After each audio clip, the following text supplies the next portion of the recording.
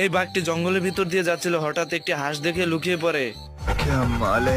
এরপর বাঘটি হাঁসের উপর ঝাঁপিয়ে পড়ে। হাঁসটি নকল বাঘ ভেবে উল্টো মারধর করতে থাকে আর বলে, ভালো হয়ে যাও মাসুদ। বাঘটি হাঁসের বাড়ির চারপাশে ঘুরতে ঘুরতে জানলার পাশে কিছু খাবার দেখতে পায়।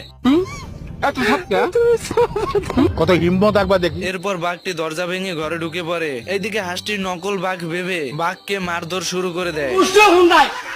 কোনো নেতা নেতার মারাও হুন্দাই নাই।